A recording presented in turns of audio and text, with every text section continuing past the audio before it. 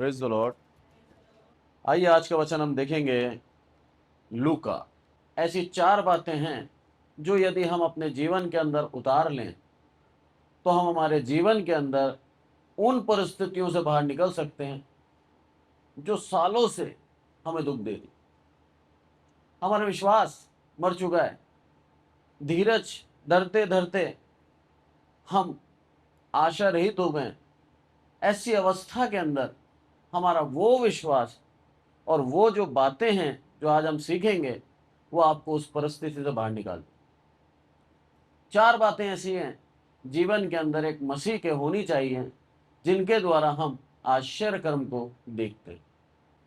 ये कहानी या फिर यूं बोल लें आप, ये घटना जो यीशु मसीह ने 2000 साल पहले करी, इस घटना को बहुत ही गंभीरता से सीखेंगे आज हम, और बहुत ही गहराई है इन बातों के अंदर जिन बातों को आज हम सीखेंगे। सब जानते हैं इस कहानी को, याईर की पुत्री। लूका और उसका 8वां अध्याय, और हम पढ़ेंगे 40 और 41। जब यीशु लौटा तो लोग उससे आनंद के साथ मिले, क्योंकि वे सब उसकी बाट जोह रहे थे। इतने में याईर नामक एक मनुष्य जो आराधनालय का सरदार था आया और यीशु के पांवों पर गिर के उससे विनती करने लगा कि मेरे घर चल। आमीन। 2 चीजें यहां पर हम सीखते हैं। सबसे पहले, प्रभु यीशु मसीह पे विश्वास रखो उन परिस्थितियों पे जब आप विश्वास नहीं रख सकते। याईर एक बहुत ही सुप्रसिद्ध नाम था उस समय, और क्या लिखा है यहां पर? आराधनालय का सरदार था, लीडर था। सिनागोग जो उस समय हुआ करते थे, एक सभाघर हुआ करता था जहां पर जूइश लोग, यहूदी लोग इकट्ठा हुआ करते थे, और प्रति सप्ताह करते क्या थे? लोग आराधना करते थे, प्रार्थना करते थे। और जो उस समय इनके पास किताबें मौजूद थी, यानी कि यशायाह की भविष्यवक्ता की किताब और जो पुराने नियम की किताबें मौजूद थी, उनमें से शिक्षाओं को दिया जाता था, मूसा की व्यवस्था को सिखाया जाता था, और पूर्ण रूप से आज्ञा पालन करना सिखाया जाता था। तो याईर काफी सालों से यही कर रहा था और एक बहुत बड़े पद पे था ये। आज की तारीख में अगर इसको आसान शब्दों में समझना है आपको, तो आप समझ लीजिए कम से कम एक पास्टर या पास्टर से ऊपर एक बिशप हो सकता है, जिसके अधीन पूरी आराधनालय है। और इसका काम क्या है? सबको समझाना, सबको सिखाना कि परमेश्वर पिता को छोड़ किसी और को परमेश्वर करके ना माने, परमेश्वर के ऊपर विश्वास करने के अलावा किसी और पे विश्वास ना करें। ये सालों से सिखाता आ रहा है। इसकी पुत्री मात्र 12 साल की है, छोटी पुत्री है, और आज ये कर क्या रहा है? आज इसके विपरीत जाकर यीशु मसीह के पांवों पे गिरकर उससे विनती कर रहा है कि हे प्रभु, मेरी बच्ची को बचा ले। आसान नहीं था। जूइश कस्टम के आधार पर हर एक यहूदी यीशु मसीह पे विश्वास नहीं करता था। यहूदी परंपरा के अनुसार किसी अन्य पे विश्वास करना, किसी मनुष्य पे विश्वास करना, एक परमेश्वर को छोड़कर परमेश्वर का अपमान था। उसके बावजूद भी याईर कहां गया? यीशु मसीह के पास गया, क्योंकि उसको मालूम था कि जो मसीहा आने वाला है वो यीशु मसीह ही है। ये उसने विश्वास किया। ये विश्वास उस परिस्थिति में करना बहुत ही असंभव था। आज प्रभु वही चाहता है, हमें वो विश्वास करें जो परिस्थिति का अनुकूल नहीं है। आप विश्वास नहीं कर सकते, अन्य लोग विश्वास नहीं कर सकते उस परिस्थिति में, उसी परिस्थिति में आपको विश्वास रखना है। आपके जीवन के अंदर सब कुछ तबाह हो गया, आपके जीवन के अंदर मना कर रहा है, आपका मनुष्यत्व, सांसारिक मन मना कर रहा है, नहीं हो सकता, उसी जगह पर विश्वास कर हो सकता है। याईर अगर अपने मूसा के नियम के अनुसार चल रहा होता तो यीशु मसीह के पास कभी नहीं आता।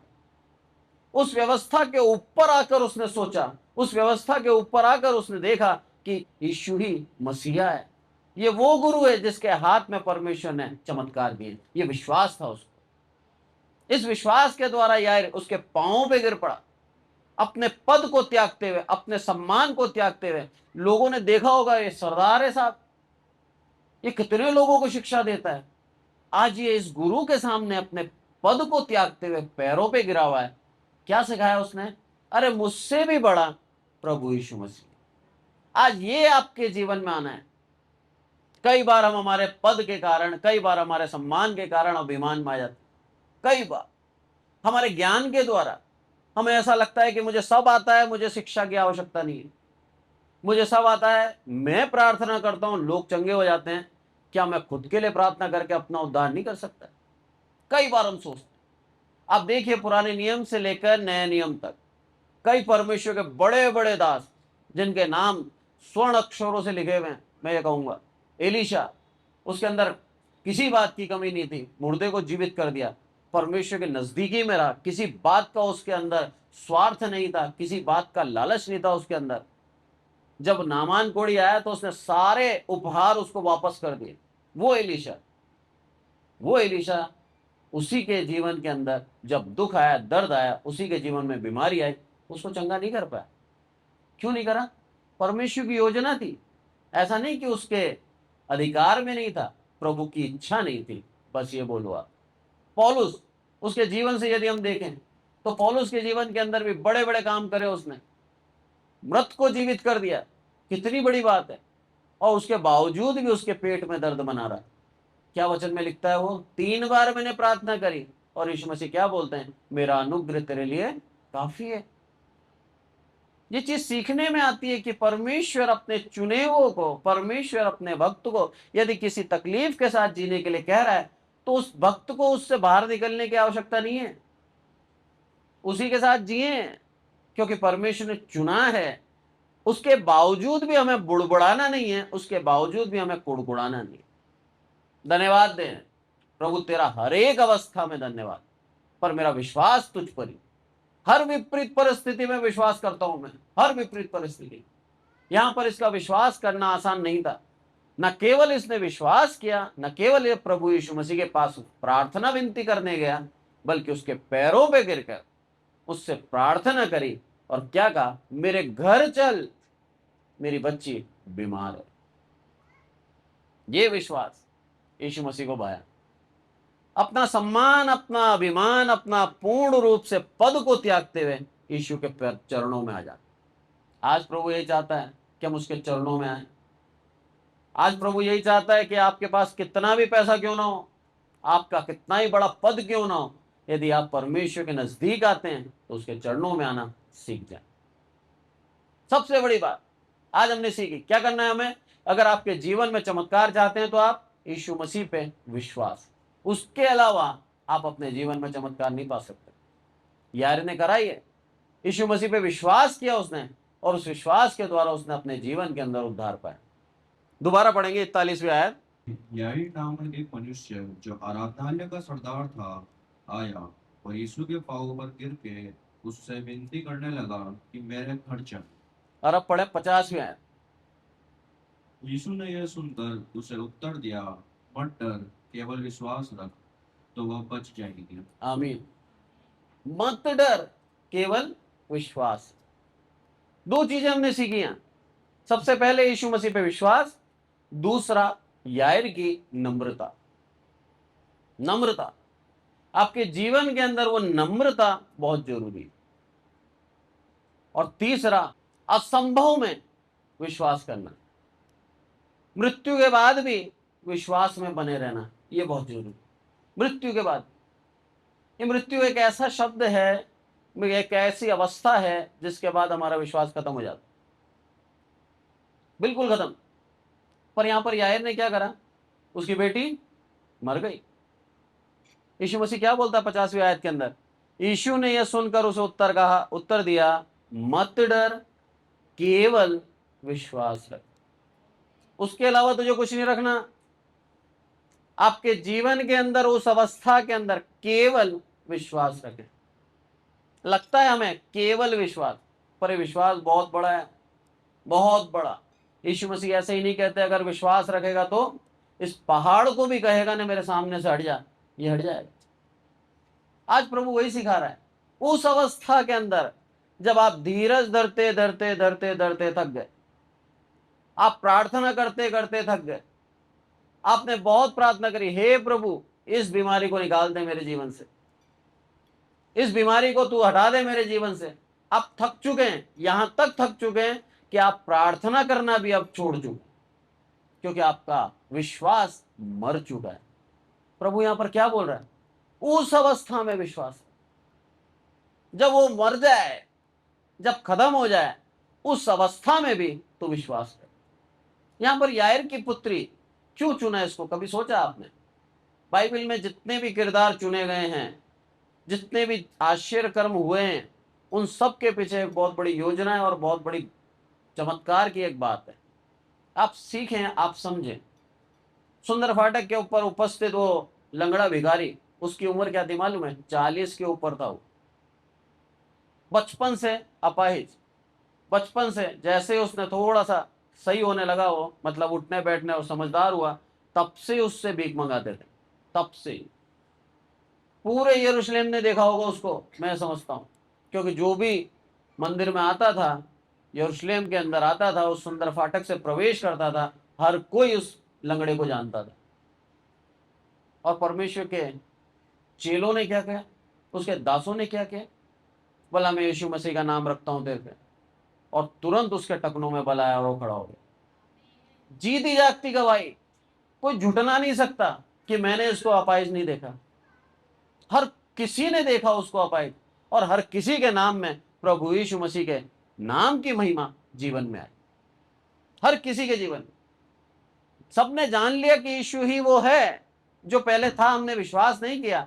वही यीशु आज हमारे साथ आश्चर्य कर्म कर रहा है, ये बता रहा है उसने हमें छोड़ा नहीं है।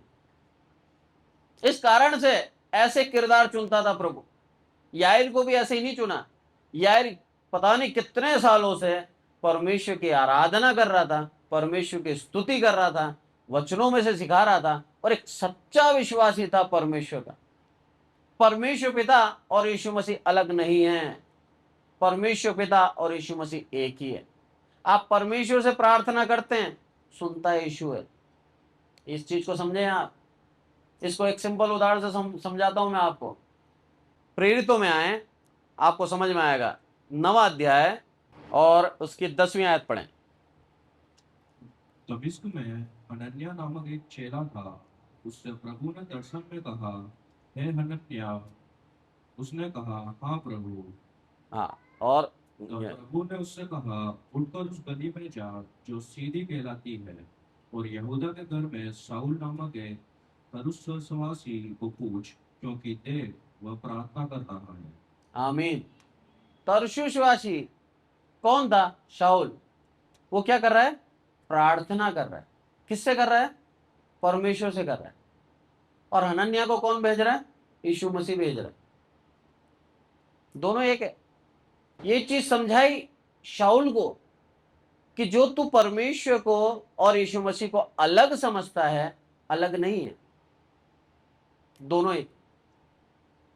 उधर याईर को उसने कई बार प्रार्थना करी होगी परमेश्वर से, परमेश्वर ने ही उसके मन में डाला होगा, जा और यीशु के पास जा, उससे विनती कर, मेरा स्वरूप नीचे तेरे पास है, उससे मांग, और उसके द्वारा मेरे नाम की महिमा होगी।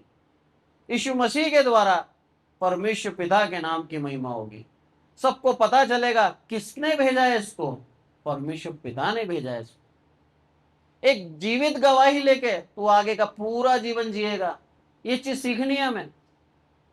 यायर ने उसके बाद, मैं समझता हूं कई बार, हजारों बार, जितनी भी बार उसने सवाल लिए, हर बार यीशु मसीह के उस चमत्कार को मैं समझता हूं उसने कहा होगा, उसके नाम की महिमा करी, बताया होगा सबको कि जिस यीशु को हम ढूंढ रहे हैं, जिस मसीहा को ढूंढ रहे हैं, वही यीशु है।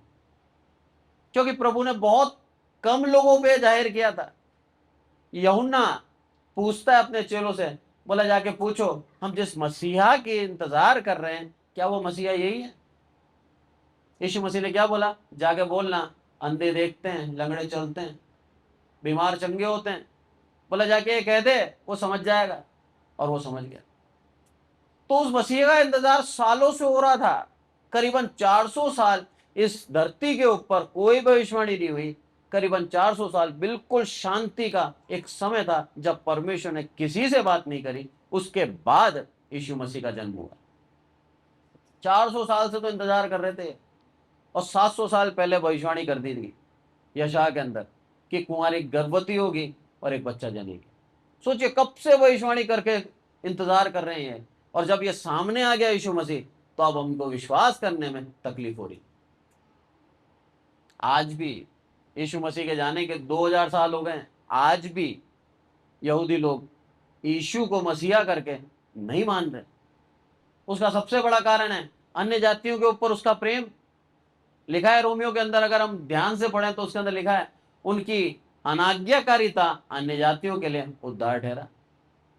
हमारे ऊपर जो प्रेम है उसका, उस कारण से उनकी आंखें भी बंद कर रखी है, ताकि हमारे ऊपर जो प्रेम दिखा सके, हमको हर एक को चुन सके। वो जब हमारी पूरी गिनती हो जाएगी, हमें चुन लिया जाएगा, परमेश्वर उनकी भी आंखें खोलेगा, और सारे इस्राएल भी यीशु मसीह को उद्धारकर्ता करके ग्रहण करेंगे, और पूरे इस्राएल का उद्धार होगा। प्रभु ने त्यागा नहीं है उनको। आज हमने देखा यहाँ पर सबसे पहला क्या? विश्वास। दूसरा नम्रता, कि पूर्ण रूप से नम्र होकर अपनी पूरी पोजीशन को त्यागते हुए परमेश्वर पिता के पुत्र यीशु मसीह के चरणों में गिर गए और उससे विनती करी और मांगा। और तीसरा क्या है? 50वीं आयत के अंदर लिखा है, डर मत, विश्वास रख। तेरा विश्वास ही क्या करेगा? तेरे को जीवन देगा। तेरे विश्वास के अंदर ही क्या है? उद्धार है। ये चीज प्रभु ने हमें सिखाई। इसलिए क्या बोलता है कि कितना भी समय क्यों ना हो जाए, आपका धीरज मरना नहीं चाहिए और आपका धीरज बना रहना चाहिए। सोचिए वो अवस्था क्या होगी।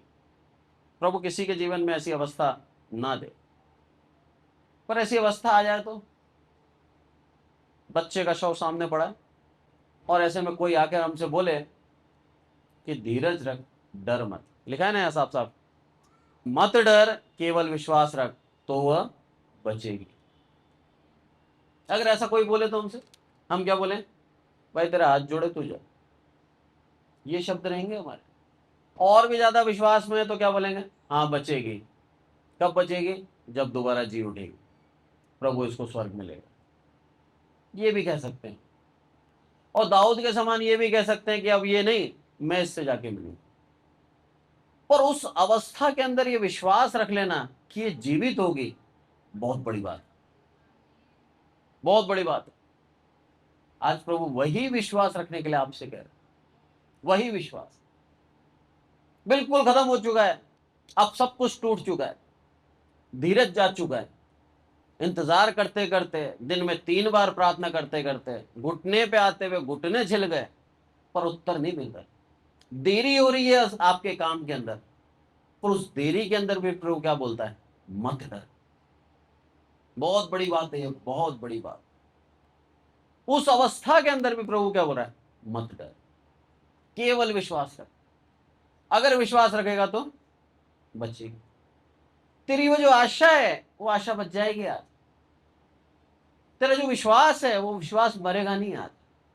वो विश्वास को प्रभु जीवित कर देगा। इस कारण से प्रभु बोलता है देरी हो रही है, विश्वास कर। मेरे को एक फोन आया था गुवाहाटी से, मैं आपको बताऊं, शायद पहले भी बताया था। वो वृद्ध बिल्कुल ऐसी अवस्था में, मेरे को बड़ा सुन के बड़ा दुख हुआ।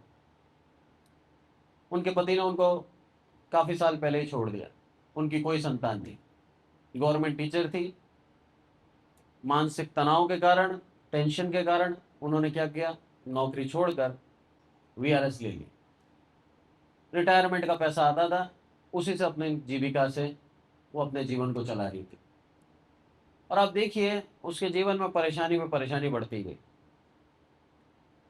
इतना ज्यादा मानसिक तनाव, शरीर के अंदर बीमारियां पनपने लगी। ये सिर्फ मानसिक तनाव से होता है। आप बहुत ज्यादा चिंता करो, आपका बीपी बढ़ जाएगा। रेगुलर आपके जीवन के अंदर तनाव बना हुआ है, आपके बीपी की गोलियां चालू हो जाएंगी।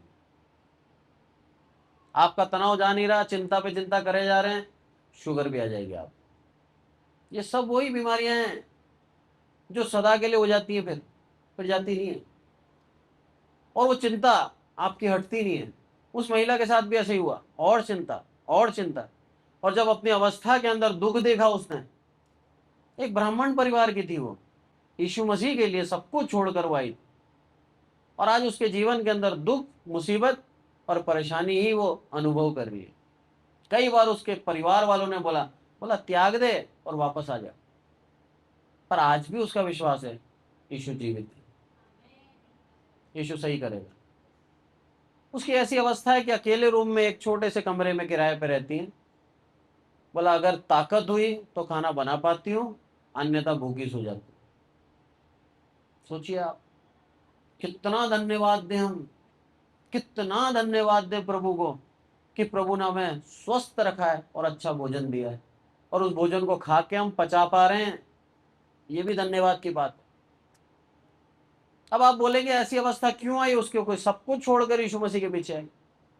यीशु मसीह के पीछे आ जाना काफी नहीं है, यीशु मसीह के पीछे आकर आज्ञा पालन करना अनिवार्य है। लिखा है ना फिलिपियों 4:4 में, आनंदित रहो, सदा आनंदित रहो। फिर हम क्यों हमारी परेशानियों के बारे में सोच रहे हैं, फिर क्यों हम हमारी चिंताओं के बारे में विचार कर रहे हैं और ये सोच रहे हैं कि इसके द्वारा हम कोई हल निकाल लेंगे। नीति वचन में क्या लिखा है, अपनी समझ का सहारा ना लेना। तो जब हम अपनी समझ का सहारा लेने के लिए मना किया है, उसके बाद भी अगर हम अपनी समझ का सहारा लेते हैं तो आज्ञा का उल्लंघन कर रहे हैं, और आज्ञा का उल्लंघन पाप है। अब आप बोलेंगे पास्टर साहब आप क्या कह रहे हैं कि हम अपने बारे में सोचे ही नहीं। आप सोचो, क्या सोचना है आपको कि हमारे जीवन के द्वारा, इस जीवन के द्वारा यीशु मसीह की महिमा कैसी हो, ये सोचो। दुखों से निकलने के लिए उपाय आपके हाथ में नहीं है। अरे इस्राएलियों के समान आज भी हम परमेश्वर की स्तुति आराधना नहीं कर पा रहे। इतने कट्टर थे वो, और कट्टर हैं आज भी।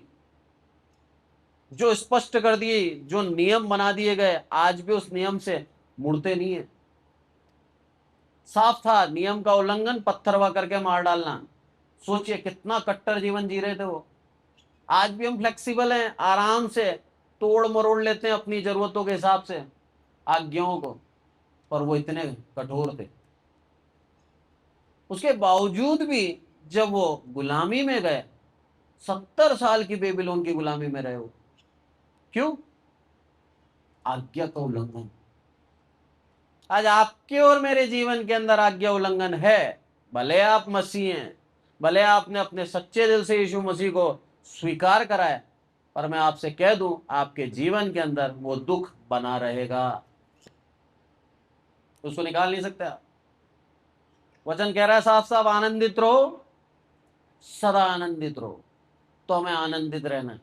यहां पर यीशु मसीह क्या बोलता है यायर से, केवल विश्वास रख, मत डर। वही किया इसने, और जब किया तब क्या पाया इसने, अपनी मृत बेटी को जीवित पाया। आज आपको भी प्रभु वही कह रहा है, मत डर, केवल विश्वास रख। तो आपकी जो परिस्थिति है, उस परिस्थिति से आप जीत पालेंगे। जो अवस्था, जो सालों से आप बिता रहे हो उसी गम में, उसी दुख में, उसी पीड़ा के अंदर, उससे आप निजात पालोगे यदि परमेश्वर की इस आज्ञा का पालन कर लिया तो। मसीहत बहुत गंभीर है, मसीहत आसान नहीं है, बहुत गंभीर है। यीशु मसीह को मान लेना, उद्धारकर्ता करके यीशु मसीह पे विश्वास कर लेना, उसके नाम से बपतिस्मा ले लेना काफी नहीं है। प्रतिदिन हमें उसकी आज्ञा का पालन करना होगा, प्रतिदिन उसकी इच्छा के अनुसार चलना होगा, प्रतिदिन परमेश्वर के लिए कार्य करने होंगे। लिखा है वचन के अंदर, यदि हम देखें इब्रानियों, उसके अंदर लिखा है विश्वास बिना उसे प्रसन्न करना अनहोना है। आप विश्वास के बिना उसे प्रसन्न नहीं कर सकते। तो प्रभु को आप मान लिया, हम ये तर्क नहीं कर सकते, हे प्रभु मैं तेरे लिए सब कुछ छोड़ कर आया। प्रभु ने बोला है जो छोड़ के आया उसको प्रतिफल दूंगा, 100% दूंगा। पर आपके जीवन में दुख और सुख के लिए खुद आप निर्भर होते, प्रभु नहीं है। हम उसके ऊपर दोष नहीं लगा सकते कि मैं तेरे लिए छोड़ के आया और मेरे जीवन आज देखिए ऐसा है। प्रभु ने बोला आनंदित रहे। पैसे में आनंद नहीं है, मैं फिर बता दूं आपको। कई बार सोचते हैं लोग बाग पैसा बहुत होगा तो जीवन में आनंद आए, ऐसा नहीं है।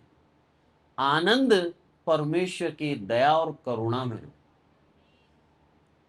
आपके पास कुछ भी नहीं है ना, तो भी आप आनंदित रह सकते हो। मैं हमारे घर के विषय में बताता हूँ आपको। मेरे पिता अकेले कमाने वाले और हम 4 बच्चे। हमारे पास इतना पर्याप्त नहीं था कि हम बाजार के महंगी चीजें खा सके। मामूली सामान्य खाना जो हम सब खाते हैं वो हमें परमेश्वर की दया से प्रतिदिन दिया करता था प्रभु।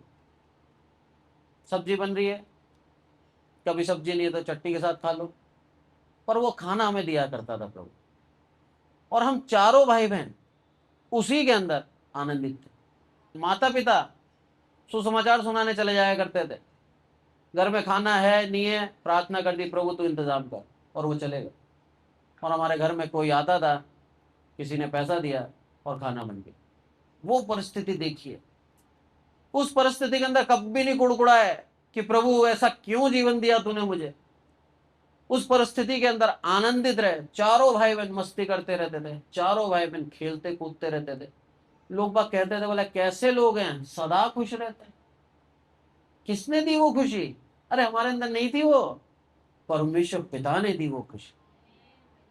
आज वही खुशी आपको देना चाहता है, आज वही आनंद आपको देना चाहता है कि आप अपनी परिस्थितियों को मत देखो, आप परमेश्वर की ओर निगाह करो, आपके जीवन में आनंद आएगा।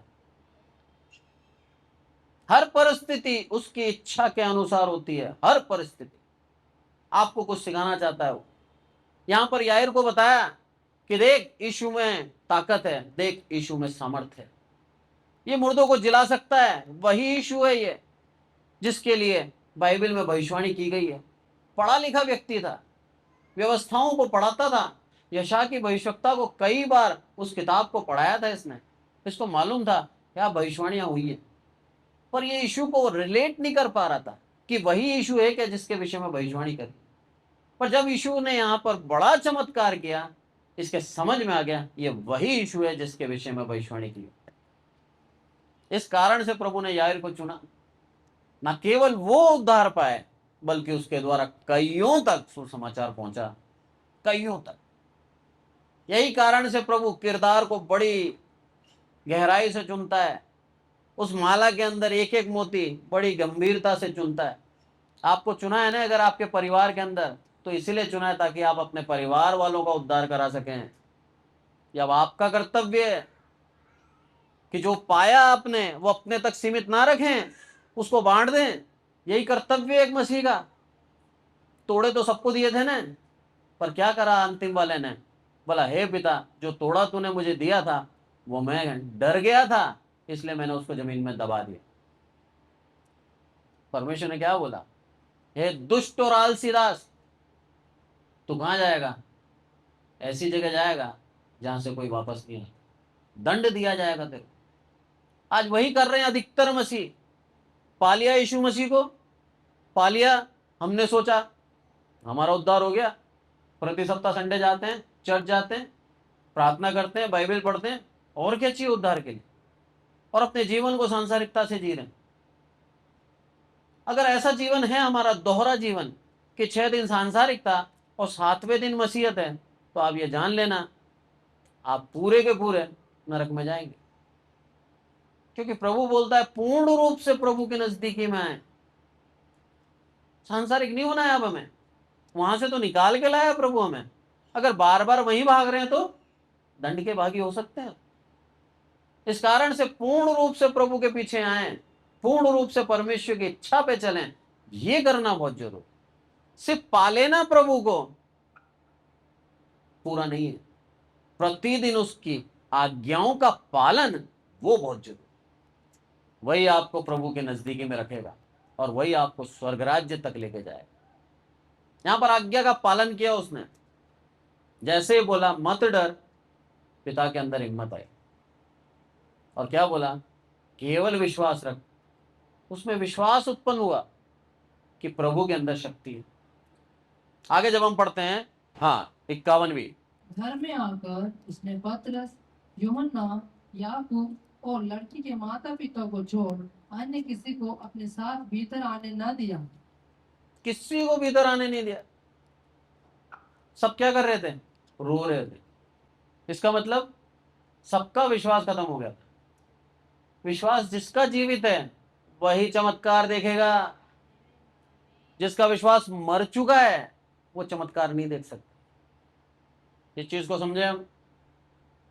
सब रो रहे हैं, हंसी भी कर रहे थे, बोला कैसी बातें कर रहा है प्रभु, वो मर गई हमने देखा है, और ये क्या बोलता है सो रही है, ऐसे कैसे हो सकता है। अरे हम बेवकूफ थोड़ी हैं, हमने पता नहीं कितनों की मृत्यु देखी है, और हमने देखा उसने सांसें नहीं ली तो मर गई, प्रभु कैसे कह रहा है सो गई। पर हर एक बात का, हर एक शब्द का एक बहुत बड़ा मीनिंग है। हर एक वो व्यक्ति जो प्रभु में मर गया है, बाइबल उसको मर गया नहीं बोलती, सो गया बोलती। पौलुस ने सिखाया यहां पर। और याईर कौन था? परमेश्वर का भक्त था। याईर कौन था? आराधनालय का सरदार था। इसने पूर्ण रूप में अपने 12 साल की बच्ची को क्या करा? आज्ञाओं का पालन करना सिखाया, परमेश्वर के नजदीक रखा। ये वो याईर था। इसीलिए यीशु मसीह क्या बोलता है? सो गया ये, क्योंकि परमेश्वर के अंदर इसकी मृत्यु हुई, परमेश्वर के बाहर नहीं हुई, सांसारिक रूप से नहीं हुई, परमेश्वर में है इसकी। और जो कोई प्रभु में मरेगा वो जी उठेगा। ये पुनरुत्थान दिखाया प्रभु ने। हर एक वो व्यक्ति जो आज यीशु मसीह के नाम पर विश्वास करके मर जाता है, आप जान लेना पुनरुत्थान के दिन हर एक वो व्यक्ति प्रभु यीशु मसीह के लिए 7 राज्य करने के लिए उठ जाए। यह है पुनरुत्थान, जिस विषय को प्रभु समझाना चाह रहा था, करके दिखा दिया कि मेरे हाथ में वो पुनरुत्थान। यीशु मसीह के जीते जी उसने पुनरुत्थान कर, यीशु मसीह के मरने के बाद खुद का पुनरुत्थान करके बताया कि अब जितने भी मरते हैं प्रभु में, हर एक का पुनरुत्थान होगा। पर उस अवस्था के अंदर विश्वास रखना है हमें कि प्रभु ने छोड़ा नहीं है। सबसे बड़ी बात, प्रभु ने छोड़ा नहीं है। आप उस अवस्था में चले गए, दुख में चले गए, दर्द में चले गए, सब कुछ आपसे छीन लिया गया, आपको विश्वास रखना है प्रभु ने छोड़ा नहीं है, वो आप ही के साथ है। यहां पर क्या बोला उसने? यूहन्ना, पतरस और याकूब, 3 अपने चेले लिए, खुद प्रभु यीशु मसीह, और क्या बोला? लड़की के माता पिता को छोड़ अन्य किसी को भीतर आने ना दिए। यीशु मसीह खुद अवस्था में आपके साथ चलता है, आपको छोड़ता नहीं, अकेला कभी नहीं छोड़ता। यही कारण से बोलता है मेरा सहायक तुम्हारे जीवन भर तुम्हारे साथ रहेगा, अकेला नहीं छोड़ूंगा मैं तुझे, इसलिए डर मत, मैं तेरे साथ हूं। मैं तेरे साथ उस समस्या के भीतर जाऊंगा, मैं तेरे साथ उस दुख के अंदर जाऊंगा, क्योंकि मैं तेरा पिता परमेश्वर हूं। इस चीज को समझे हम। प्रभु हमारा पिता परमेश्वर है, उसको मालूम है दुख क्या होता है, उसको मालूम है दर्द क्या होता है। ऐसे नहीं उसने हमें उस दर्द से निजात दिया है, उसको मालूम है वो पीड़ा क्या होती है। लिखा है पिता पुत्र पवित्र आत्मा, पिता और पुत्र के बीच में जो संबंध होता है वो अच्छी तरह जानता है। आज आपके पुत्र को कोई मारता है, आपको दुख होता है ना? आपके पुत्र को कोई निंदा करता है, आपको दुख होता है? आपके पुत्र को कोई गलत आरोप लगाए, आपकी आत्मा जलती नहीं जलती? उसको भी मालूम है ये परमेश्वर ने अपने पुत्र यीशु मसीह के ऊपर गलत आरोप लगते देखा, परमेश्वर ने अपने पुत्र यीशु मसीह को मार खाते हुए देखा, प्रभु परमेश्वर ने अपने पुत्र को सलीब पे चढ़ते हुए देखा। दुख में था वो, उसको मालूम है वो दुख क्या होती है, पीड़ा क्या होती है। उस पीड़ा से निकाला उसको, उसके ऊपर अनुग्रह किया, और वो मृत्यु में से जय पाकर सदा के लिए जयवंत हो गया। आज आपके पुत्र को भी वो उस मृत्यु से निकालेगा, आपके पुत्र को भी वो उस अवस्था से निकालेगा जिस अवस्था में वो बंधा हुआ है, क्योंकि उसको मालूम है दुख क्या होता है। उसे मालूम है एक पिता का दुख क्या होता है। उसको आपका दर्द, आपके दुख का अनुभव है, क्योंकि उस पीड़ा में से वो खुद गुजरा है। इस कारण से याईर को क्या बोलता है? मेरे साथ चल, मैं तेरे को उस पीड़ा से निकालता हूं। उस पीड़ा से निकाला उसने। अब 55वीं आयत पढ़ें। तब उसके प्राण लौट आए और वह तुरंत उठ बैठी। फिर उसने आज्ञा दी कि उसे कुछ खाने को दिया जाए। आमीन। तुरंत उठ बैठी, और प्रभु क्या बोलता है? इसको खाने को दो, क्योंकि इसका नया शरीर नहीं है, पुराना शरीर है ये। 54 आयत में, परंतु उसने उसका हाथ पकड़ा और पुकार कर कहा, हे लड़की उठ, और वो तुरंत उठ बैठी हुई, तुरंत कर उठ के बैठ गई। क्या परमेश्वर की दया और करुणा है। आज प्रभु आपके उसी मरे हुए विश्वास को जीवित करना चाहते हैं, जो सालों से दुख के कारण, परेशानी के कारण, उस अवस्था के कारण कि अभी तक प्रभु ने नहीं सुना, मर गया था। आज प्रभु क्या बोलता है, केवल विश्वास रख, और प्रभु आपके साथ उस दुख में जाके क्या बोलेगा, उठ, और वो उठ जाए। विश्वास रखें, प्रभु आपके साथ है। विश्वास रखें, आपने उस जीवित चट्टान पे विश्वास रखा है जो कभी टलती नहीं। आपने उस यीशु मसीह पे विश्वास कर रखा है जिसके पास उद्धार है। वो यीशु मसीह हमारी चट्टान। आज का वचन हमें प्रोत्साहित करता है कि आपकी उस मरी हुई दशा के अंदर, उस विश्वास की मरी हुई दशा के अंदर प्रभु आपको सिखा रहे हैं, उठ बैठे, खड़े हो जाएं, क्योंकि परमेश्वर आपके साथ है। वो परमेश्वर न कभी आपको छोड़ेगा, न कभी त्यागेगा। वो परमेश्वर हर अवस्था में आपके साथ चलता है। वो परमेश्वर आपके लिए ही विचार करता है। उसको मालूम है आपकी पीड़ा क्या है, क्योंकि उस पीड़ा से वो आप गुजरा है। उसको मालूम है वो दुख और दर्द कैसा होता है, क्योंकि उस दुख और दर्द को उसने आप सहा है। वो आपके दुखों से आपको निकालना चाहता है और आपको सदा आनंदित रहने के लिए आज्ञा देता है। उस अवस्था में भी आनंदित रहें, उस दुख में भी आनंदित रहें।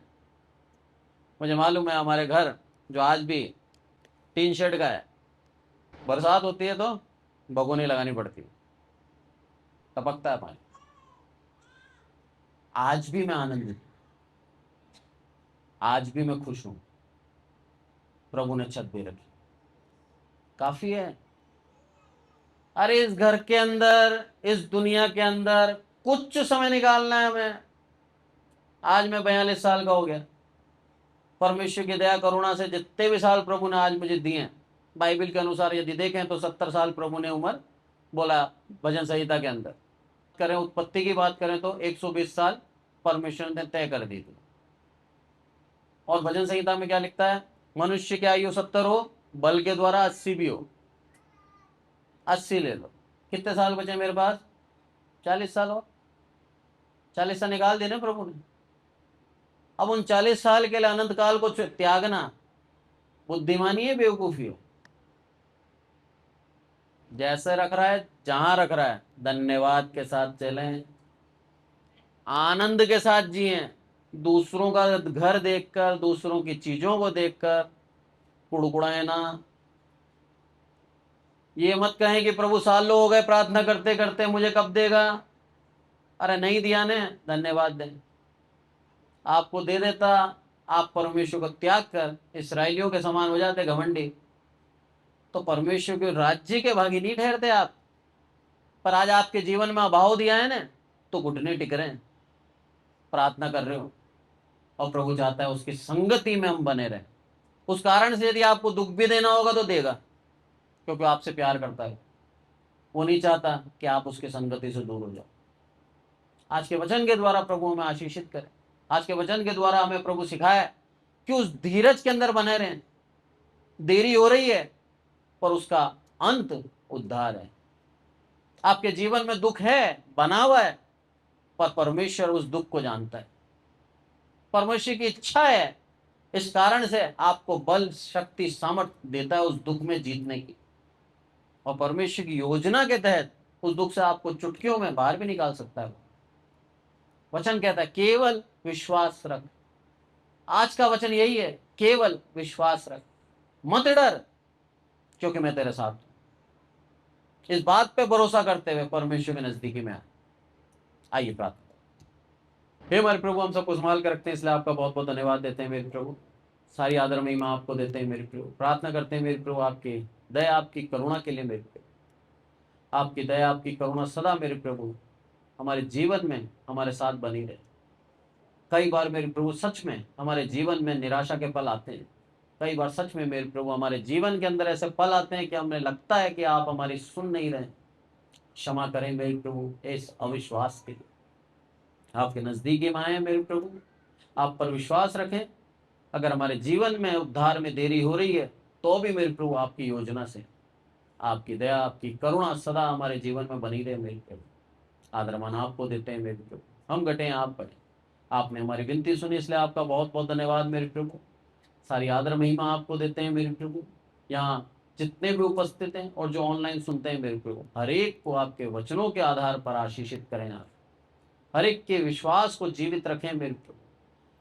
ये शैतान हमारे जीवन के अंदर एक भ्रम डालता है कि आपने हमें छोड़ दिया, उस भ्रम में कोई भी विश्वासी ना पड़े, बल्कि विश्वास रखते हुए आपके नजदीकी में आए। याईर के समान मेरे प्रभु, जब हमारे जीवन में उद्धार होता है, जब हम उस मरी हुई दशा से विश्वास की दशा में आते हैं, तो मुंह खोल कर सबके सामने चिल्लाते हुए आपके नाम की महिमा करें और वो गवाही सबको सुनाएं। यही मेरे प्रभु हम चाहते हैं।